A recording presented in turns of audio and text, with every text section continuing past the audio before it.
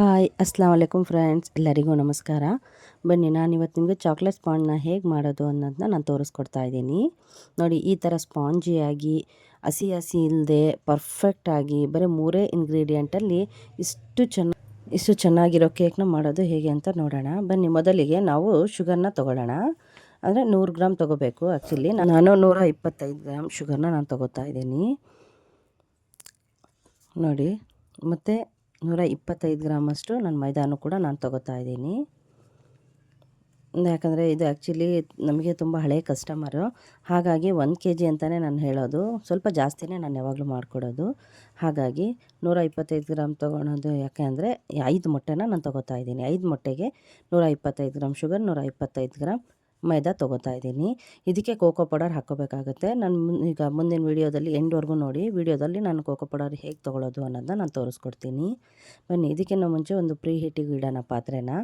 ನಾನು ಆ್ಯಕ್ಚುಲಿ ಇವತ್ತು ಪಾತ್ರೆನಲ್ಲಿ ಕೇಕ್ ಮಾಡ್ತಾಯಿದ್ದೀನಿ, 1 kg ಅಲ್ವಾ. ಹಾಗಾಗಿ ನೋಡಿ, ಈ ಥರ ಒಂದು ಸ್ಟ್ಯಾಂಡ್ನ ತಗೊಳ್ಳಿ. ಸ್ಟ್ಯಾಂಡ್ನ ತೊಗೊಂಡು ಪಾತ್ರೆಯಲ್ಲಿ ಇಟ್ಬಿಟ್ಟು ಅದನ್ನು ಕ್ಲೋಸ್ ಮಾಡಿ. ಇದು ಗ್ಯಾಸ್ ಸ್ಟವ್ನ ಕಡಿಮೆ ಇಟ್ಟು ಕ್ಲೋಸ್ ಮಾಡಿ. ಇದು ಈ ಥರ ಸ್ಪಾಂಜ್ ಮಾಡೋಕ್ಕಿಂತ ಮುಂಚೆನೇ ನೀವು ಪ್ರೀ ಹೀಟಿಗೆ ಇಡಲೇಬೇಕಾಗುತ್ತೆ. ಬನ್ನಿ, ಸಕ್ಕರೆ ಮತ್ತು ನಾವು ಮೊಟ್ಟೆನ ನಾನು ತೊಗೊಂಡಿದ್ನಲ್ಲ, ಅದೆರಡೂ ಸೇರಿಸಿ ನಾನು ಬೀಟ್ ಮಾಡ್ತಾಯಿದ್ದೀನಿ. ಚೆನ್ನಾಗಿ ಬೀಟ್ ಮಾಡಿ. ಇದು ಬೇರೆ ಥರ ಕನ್ಸಿಸ್ಟೆನ್ಸಿ ಬರೋವರೆಗೂ ನೀವು ಮಾಡಬೇಕಾಗತ್ತೆ. ನೋಡಿ, ಹೀಗೆ ಈ ಥರ ಮಿನಿಮಮ್ ನೀವು 1 ರಿಂದ 1.5 ನಿಮಿಷದವರೆಗೂ ನೀವು ಆ ಥರ ಬೀಟ್ ಮಾಡಿದ್ಮೇಲೆ ಈ ಥರ ಕನ್ಸಿಸ್ಟೆನ್ಸಿ ಬರುತ್ತೆ ನಿಮಗೆ. ಇದು ಬರೋವರೆಗೂ ನೀವು ಬೀಟ್ ಮಾಡಬೇಕಾಗತ್ತೆ. ಬರಲಿಲ್ಲ ಅಂತ ಬಿಡೋ ಹಾಗಿಲ್ಲ, ಬಂದೇ ಬರುತ್ತೆ. ಆಮೇಲೆ ಮೊಟ್ಟೆನ ಫ್ರಿಜ್ಜಲ್ಲಿ ಇಟ್ಟಿರೋ ಮೊಟ್ಟೆನ ನೀವು ತೊಗೋಬಾರ್ದು. ಫ್ರೆಶ್ ಆಗಿರೋ ಮೊಟ್ಟೆನೇ ನೀವು ತೊಗೋಬೇಕಾಗತ್ತೆ. ನೋಡಿ, ಈ ಥರ ಬೀಟ್ ಮಾಡಿ. ಆ ಥರ ಇದಾಗಬಾರ್ದು, ಈ ಥರ ಎತ್ತಿದ್ರೆ ಈಸಿಯಾಗಿ ಬೀಳಬಾರ್ದು, ಹಾಗಿರಬೇಕು ಕನ್ಸಿಸ್ಟೆನ್ಸಿ. ನೋಡಿ, ಇನ್ನೂ ಕೂಡ ಮಾಡಬೇಕು. ಇನ್ನೂ 30 ಸೆಕೆಂಡು ಇದನ್ನು ಬೀಟ್ ಮಾಡಲೇಬೇಕಾಗತ್ತೆ. ಬನ್ನಿ, ಬೀಟ್ ಮಾಡೋಣ. ಮಾಡಿದ್ದಾದಮೇಲೆ ಬನ್ನಿ ಟಿನ್ ರೆಡಿ ಮಾಡ್ಕೊಳ್ಳೋಣ. ಟಿನ್ನಿಗೆ ಈಗ ಬಟರ್ ಪೇಪರ್ ಹಾಕಬೇಕಾಗತ್ತೆ. ನಾವು ಬಟರ್ ಪೇಪರ್ ಹಾಕ್ತಾಯಿಲ್ಲ ನೋಡಿ. ನಾನು ಇದುವರೆಗೂ ಯಾವತ್ತೂ ಬಟರ್ ಪೇಪರ್ ಹಾಕಿಲ್ಲ. A4 ಶೀಟೇ ನಾನು ಯೂಸ್ ಮಾಡಿರೋದು. A4 ಶೀಟ್ನ ಟಿನ್ ಹೇಗಿದೆ ಆ ಸೈಜಿಗೆ ನಾವು A4 ಶೀಟ್ನ ಕಟ್ ಮಾಡಿಕೊಂಡು ನಾವು ಹಾಕೋಣ. ಬನ್ನಿ ನೋಡಿ, ಈ ಥರ ಕೆಳಗಡೆ ಆಯಿಲ್ ಹಚ್ಬಿಟ್ಟು ತಳಕ್ಕೆ ಇದನ್ನು A4 ಶೀಟ್ನ ಅದರಲ್ಲಿ ಇಡಿ. ನೋಡಿ, ಮತ್ತೆ ನಾನು ಒಂದು 2-3 ಸೆಕೆಂಡಷ್ಟು ನಾನು ಈ ಥರ ಬೀಟ್ ಮಾಡಿಕೊಂಡು ನಾನು ತೊಗೋತೀನಿ. ಯಾಕಂದರೆ ಅದು ರೆಸ್ಟಲ್ಲಿರುತ್ತಲ್ಲ, ಹಾಗಾಗಿ. ಇವಾಗ ಮೈದಾ ಹಾಕೋ ಟೈಮ್ ಬಂದಿದೆ. ನೋಡಿ, ಮೈದಾನ ನಾನು ಹೇಳಿದ್ನಲ್ಲ ಹೇಗೆ ಹಾಕೋದು ಅಂತ ಹೇಳ್ತೀನಿ ಅಂತ. ಈಗ ನಾನು 125 ಗ್ರಾಮಷ್ಟು ನಾನು ಮೈದಾನ ತೊಗೊಂಡಿದ್ನಲ್ವಾ, ಅದಕ್ಕೋಸ್ಕರ ಇದರಲ್ಲಿ 115 ಗ್ರಾಮ್ ಮಾತ್ರ ನಾವು ಇದನ್ನು ಮೈದಾನ ತೊಗೋಬೇಕು. 10 ಗ್ರಾಮ್ ಮಾತ್ರ ಇದಕ್ಕೆ ಕೋಕೋ ಪೌಡರ್ನ ಮಿಕ್ಸ್ ಮಾಡಬೇಕಾಗತ್ತೆ. ನೋಡಿ, ಅದು ವೆನಿಲ್ಲಾ ಸ್ಪಾಂಜ್ ಆಗಿದ್ದರೆ ಡೈರೆಕ್ಟಾಗಿ 125 ಗ್ರಾಮು ಹಾಕ್ಬೋದಾಗಿತ್ತು. ನಾನು ಇದಕ್ಕೆ 115 ಗ್ರಾಮ್ ಮೈದಾ, 10 ಗ್ರಾಮ್ ಕೋಕೋ ಪೌಡರ್ನ ನಾನು ಹಾಕ್ತಾಯಿದ್ದೀನಿ. ಇದನ್ನು ಜಡಿ ಹಿಡಿಬೇಕು. ಈ ಥರ ನೀವು ಜಡಿ ಹಿಡಿಲೇಬೇಕು. ನೀವು ಹಾಗೆ ಹಾಕ್ತೀನಿ ಅಂತಂದರೆ ಆಗಲ್ಲ ಅದು. ಯಾಕಂದರೆ ಅದು ನೀಟಾಗಿ ಸ್ಪಾಂಜಿಗೆ ಮಿಕ್ಸ್ ಆಗಬೇಕು ಅಂದರೆ ನೀವು ಜಡಿ ಹಿಡ್ದೇ ಹಾಕಬೇಕು. ಇಲ್ಲ ಇದರಲ್ಲೇನಾದರೂ ಕಸ ಅಂದರೆ ಕಡ್ಡಿ ಅದು ಇದು ಏನಾದರೂ ಇದ್ರೂ ಅದನ್ನು ಕೂಡ ಹೋಗುತ್ತೆ ಅಂತ ಹೇಳಿಬಿಟ್ಟು ನೋಡಿ, ಇದನ್ನು ನೀವು 30 ಸೆಕೆಂಡಷ್ಟು ಮಾತ್ರ ಈ ಥರ ಮಿಷಿನಲ್ಲಿ ಬೀಟ್ ಮಾಡಿ ಸಾಕು. ಯಾಕಂದರೆ ಅದು ಹಿಟ್ಟು ಮಿಕ್ಸ್ ಆಗಲಿ ಅನ್ನೋದಕ್ಕೆ ಹೇಳಿದೆ ಅಷ್ಟೇ. ಈಗ ಉಳಿದಿದ್ದ ಹಿಟ್ಟನ್ನು ಕೂಡ ಹಿಟ್ಟನ್ನು ಕೂಡ ಇದೇ ಥರ ಹಾಕ್ಕೊಂಡು ಜಡಿ ಮಾಡಿ ಈ ಥರ ಮಿಕ್ಸ್ ಮಾಡಿ ಬೀಟ್ ಮಾಡಿ. 1-2 ರಿಂದ 3 ಸೆಕೆಂಡಷ್ಟು ಮಾತ್ರ ಮಿಷಿನಲ್ಲಿ ಬೀಟ್ ಮಾಡಬೇಕಾಗುತ್ತೆ. ಜಾಸ್ತಿ ಏನು ಬೇಕಾಗಿರಲ್ಲ. ಆಮೇಲೆ ನೋಡಿ, ಸ್ಪ್ಯಾಕ್ಚುಲಾದಿಂದ ನೀವು ಏನು ಮಿಕ್ಸ್ ಮಾಡ್ತೀರೋ ಅದು ಮೇನ್ ಮುಖ್ಯ ನಿಮಗೆ. ನೋಡಿ, ಈಗ ಈ ಥರ ಸ್ಪ್ಯಾಕ್ಚುಲಾ ತೊಗೊಳ್ಳಿ. ಆನ್ಲೈನಲ್ಲಿ ನಿಮಗೆ ಆರಾಮಾಗಿ ಒಂದು 70-80 ರೂಪಾಯಲ್ಲಿ ಸಿಕ್ಬಿಡುತ್ತೆ. ಒಂದು ಸತಿ ತೊಗೊಂಡ್ರೆ ನಿಮಗೆ ಎಷ್ಟು ಕೇಕ್ ಬೇಕಿದ್ರೂ ಇದರಲ್ಲಿ ನೀವು ಮಾಡಬಹುದು. ನೋಡಿ ಫ್ರೆಂಡ್, ಈ ಥರ ನೀವು ಯಾವ ಥರ ಹೂನ ಹೇಗೆ ಮುಟ್ತೀರೋ ಬಾಡೋಗುತ್ತೆ ಅಂತ, ಹಾಗೆ ಕೇಕ್ ಸ್ಪಾಂಜ್ ಬರಲ್ಲ ಅಂತ ನೀವು ಇದನ್ನು ಮುಟ್ಟಿದ್ರೆ ನಿಮಗೆ ಆರಾಮಾಗಿ ಸ್ಪಾಂಜ್ ಬಂದೇ ಬರುತ್ತೆ. ಬನ್ನಿ, ಈ ಬ್ಯಾಟರ್ನ ಇವಾಗ ಈ ಟಿನ್ನಿಗೆ ಹಾಕೋಣ.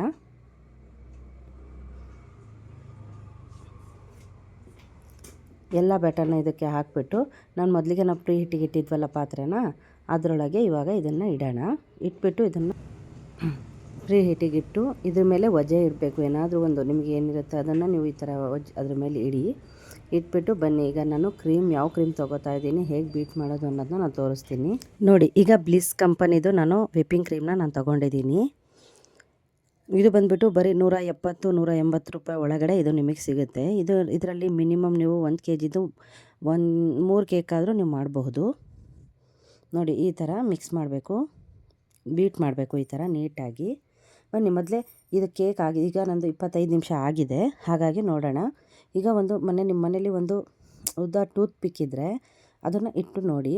ಅಕಸ್ಮಾತ್ ಟೂತ್ ಪಿಕ್ ಇಲ್ವಾ, ಸ್ಪೂನ್ ಸಹಾಯದಿಂದ ಕೂಡ ನೀವು ನೋಡ್ಕೋಬಹುದು. ಇದೇನಾದರೂ ಹಸಿ ಅಂತ ಬರಲಿಲ್ಲ ಅಂತಂದರೆ ಇದನ್ನು ನೀವು ಪರ್ಫೆಕ್ಟಾಗಿ ಆಗಿದೆ ಅಂತ ಅರ್ಥ. ಅಕಸ್ಮಾತ್ ಏನಾದರೂ ಹಸಿ ಇದೆ ಅಂದರೆ ಕೇಕ್ ಆಗಿಲ್ಲ ಅಂತ ಅರ್ಥ ನೋಡಿ ಫ್ರೆಂಡ್ಸ್. ಈಗ ಈ ಥರ ನೈಫ್ ಇದೆಯಲ್ಲ, ಇದು ಬಂದುಬಿಟ್ಟು ಜಿಗ್ಜಾಗ್ ನೈಫ್ ಅಂತ ಹೇಳಿ. ಇದನ್ನು ನೀವು ಕೇಕ್ ಕಟ್ ಮಾಡೋದಕ್ಕೆ ತುಂಬ ಈಸಿಯಾಗಿ ಕಟ್ ಮಾಡಬಹುದು. ಈಗ ನೋಡಿ, ಸೈಡಿಂದ ನಾನು ತೆಗಿತಾ ಇದ್ದೀನಿ. ಈ ಥರ ಸೈಡಿಂದ ತೆಗೆದುಬಿಟ್ಟು ನೀವು ಈ ಥರ ಮಾಡಿ ನೋಡಿ, ಎಷ್ಟು ಈಸಿಯಾಗಿ ನಿಮ್ಮ ಸ್ಪಾಂಜ್ ಬರುತ್ತೆ ನೋಡಿ. ನಿಮ್ಮ ಬಟರ್ ಪೇಪರೇ ಇರಬೇಕು, ಬಟರ್ ಪೇಪರೇ ಇಲ್ಲ, ಹಾಗೆ ಹೀಗೆ ಅಂತ ನೀವೇನು ಅಂದ್ಕೊಳ್ಳೋ ಹಾಗಿಲ್ಲ ನೋಡಿ. ಈ ಥರ ತೆಗೀರಿ ಆರಾಮಾಗಿ. ಎಷ್ಟು ಪರ್ಫೆಕ್ಟಾಗಿ ನಿಮಗೆ ಸ್ಪಾಂಜ್ ರೆಡಿಯಾಗಿದೆ ನೋಡಿ. ಎಷ್ಟು ಫ್ಲಫಿಯಾಗಿ, ಎಷ್ಟು ನೀಟಾಗಿ, ಎಷ್ಟು ಚೆನ್ನಾಗಿ ಇವಾಗ. ಇದು ಇವಾಗ 3 ಲೇಯರಲ್ಲಿ ಕೂಡ ನಾನು ಇದನ್ನು ಕಟ್ ಮಾಡಿ ನಾನು ನಿಮಗೆ ತೋರಿಸ್ತೀನಿ ಬನ್ನಿ. ಅದನ್ನು ನಾನು ಹೇಳಿದ್ನಲ್ಲ, ಜಿಗ್ಜಾಗ್ ನೈಫ್ ಇರಬೇಕು ಅಂತ ಹೇಳಿ. ಜಿಗ್ಜಾಗ್ ನೈಫ್ ಅನ್ನೋದಿದ್ದರೆ ಆರಾಮಾಗಿ ನೀವು ಇದನ್ನು ಕಟ್ ಮಾಡಬಹುದು ಈಸಿಯಾಗಿ ನೋಡಿ. ಈ ಥರ ಸಿಂಗಲ್ ಲೇಯರ್, ನಾನು ಮೇಲ್ಗಡೆ ಲೇಯರ್ನ ನಾನು ತೆಗೆದಿದ್ದೀನಿ. ಇದು ಹಸಿ ಇದ್ದಿದ್ದರೆ ಮೇಲ್ಗಡೆದು ನಾನು ಅದನ್ನು ಸಮೇತ ತೆಗಿತಾ ಇದ್ದೆ, ಬಟ್ ಅದು ಯಾವುದು ಹಸಿದಿಲ್ಲ. ಈಗ ನೋಡಿ, ನಾನು 2ನೇ ಲೇಯರ್ನ ನಾನು ಕಟ್ ಮಾಡ್ತಾಯಿದ್ದೀನಿ. ನಿಧಾನಕ್ಕೆ ನೋಡಿಕೊಂಡು ನೀವು 2ನೇ ಲೇಯರ್ನ ಕಟ್ ಮಾಡಿ. ಬಟ್ ಪರ್ಫೆಕ್ಟಾಗಿ ಕಟ್ ಮಾಡ್ಬೋದು, ಅಷ್ಟು ಸ್ಟಿಫಾಗಿರುತ್ತೆ ನಿಮ್ಮ ಸ್ಪಾಂಜು ನೋಡಿ. ನಾನು 2ನೇದು ಕೂಡ ಕಟ್ ಮಾಡಿದ್ದೀನಿ. ಟೋಟಲ್ 3 ಲೇಯರ್ ರೆಡಿಯಾಗಿದೆ ಇವಾಗ cake sponge. Baking soda, baking ಪೌಡರೇ ಹಾಕಿದ್ರೇ ಕೇಕ್ ಆಗುತ್ತೆ ಅಂತ ಹೇಳ್ತೀರಲ್ವಾ, ಅದೆಲ್ಲ ಏನೂ ಇಲ್ಲ. ಬರೀ 3 ಇಂಗ್ರೀಡಿಯೆಂಟ್ಸಲ್ಲಿ ನೀವು ಮಾಡ್ಬೋದು. ಈಗ ಚಾಕ್ಲೇಟ್ ಫ್ಲೇವರ್ ಮಾಡ್ತಿರೋದ್ರಿಂದ ಕೋಕೋ ಪೌಡರ್ ಒಂದು ಇನ್ಕ್ಲೂಡಿಂಗ್ ಆಗಿರುತ್ತೆ ಅಷ್ಟೇನೆ ನೋಡಿ. ಇದು ಕ್ರೀಮ್ ಹಚ್ಚೋಕ್ಕೆ, ಇದು ಬಂದುಬಿಟ್ಟು ಜಿಗ್ಜಾಗು ಕಟಿಂಗ್ ಮಾಡೋದಕ್ಕೆ, ಕೇಕ್ ಕಟಿಂಗ್ ಮಾಡೋಕ್ಕೆ, ಸ್ಲೈಸ್ ಕಟ್ ಮಾಡೋದಕ್ಕೆ ಎಲ್ಲ ಯೂಸ್ ಆಗುತ್ತೆ. ಮತ್ತು ನೋಡಿ ಇವಾಗ ನಾನು ಕಾರ್ಡ್ಬೋರ್ಡ್ಗೆ ಸ್ವಲ್ಪ ಕ್ರೀಮ್ ಹಚ್ತಾ ಇದ್ದೀನಿ. ಯಾಕಂದರೆ ಸ್ಪಾಂಜ್ ಕೇಕು ಆ ಕಡೆ ಈ ಕಡೆ ಅಲ್ಲಾಡಬಾರ್ದಲ್ವ, ಹಾಗಾಗಿ ನಾನು ಹಚ್ತಾ ಇದ್ದೀನಿ. ಇವಾಗ ಶುಗರ್ ಸಿರಪ್ನ ನಾನು ಒಂದು ಬಾಟಲ್ಗೆ, ಬಾಟಲ್ಗೆ ಶುಗರ್ ಸಿರಪ್ನ ನಾನು ಹಾಕ್ಕೊಂಡಿದ್ದೀನಿ. ಈಸಿಯಾಗಿ ನೀವು ಶುಗರ್ ಸಿರಪ್ನ ಈ ಥರ ಬಾಟಲ್ಗೆ ಹಾಕಿದ್ರೆ ತುಂಬ ಚೆನ್ನಾಗಿರುತ್ತೆ. ಈಸಿಯಾಗಿ ಹಾಕ್ಬೋದು, ಬೇಗ ಹಾಕ್ಬೋದು. ಬರೀ 1 ಅವರ್ ನನಗೆ ಆರ್ಡ್ರ್ ಬಂದು 1 ಅವರ್ ಆಗಿತ್ತು ಅಷ್ಟೇ. 1 ಅವರಲ್ಲಿ ಬೇಕು ಅಂದರು, ಹಾಗಾಗಿ ನಾನು ರೆಡಿ ಮಾಡ್ತಾಯಿದ್ದೀನಿ. ಆಮೇಲೆ ಈ ಥರ ಮೋರ್ಡೆ ಅಂತ ಹೇಳಿ ಚಾಕ್ಲೇಟ್ ಸಿಗುತ್ತೆ ನಿಮಗೆ ರೆಡಿ. ಇದು ಕ್ರೀಮೆಲ್ಲ ಎಲ್ಲಿ ಸಿಗುತ್ತೋ ಅಲ್ಲೇ ಸಿಗುತ್ತೆ ಇದನ್ನು ಕೂಡ. ಇದು ಅಷ್ಟೇ 170, 200, 210 ಒಳಗಡೆ ಸಿಗುತ್ತೆ. ಇದನ್ನು ಇದ್ರ ಮೇಲೆ ನೀವು ಹಾಕಬೇಕು ಮಧ್ಯದಲ್ಲಿ, ಯಾಕಂದರೆ ಚಾಕ್ಲೇಟ್ ಕೇಕ್ನೇ ಮಾಡ್ಕೊಡ್ತಾ ಇದ್ದೀನಿ ನಾನು.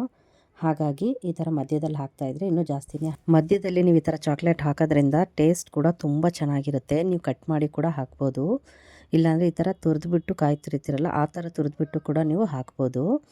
ಇಲ್ಲಾಂದರೆ ಮೆಲ್ಟ್ ಮಾಡಿ ಹಾಕ್ತೀವಿ, ಅದನ್ನು ಗನಾಶ್ ಅಂತ ಹೇಳಿ. ನಾನು ಆ ಕೇಕ್ನ ನೆಕ್ಸ್ಟ್ ವಿಡಿಯೋದಲ್ಲಿ ತೋರಿಸ್ಕೊಡ್ತೀನಿ. ಚಾಕ್ಲೇಟ್ ಗನಾಶ್ ಅಂತ ಹೇಳಿ ತುಂಬ ಚೆನ್ನಾಗಿರುತ್ತೆ. ಅದು ಚಾಕ್ಲೇಟ್ ಪ್ರಿಯರಿಗಂತೂ ತುಂಬ ಇಷ್ಟ ಆಗುತ್ತೆ ಅದು ನೋಡಿ. ಈ ಥರ ನೀವು ನೀಟಾಗಿ ಕ್ರೀಮ್ ಅಪ್ಲೈ ಮಾಡಿಬಿಟ್ಟು, ಅಂದರೆ ಆ್ಯಕ್ಚುಲಿ ನನಗೆ ಕಸ್ಟಮರ್ ಹೇಳಿದರು ಜಾಸ್ತಿ ಕ್ರೀಮ್ ಬೇಡ, ಲೈಟಾಗಿ, ಅಂದರೆ ತುಂಬಾ ಲೈಟಾಗಿ ಕ್ರೀಮ್ ಬೇಕು ಅಂತ ಅಂದಿದ್ರು.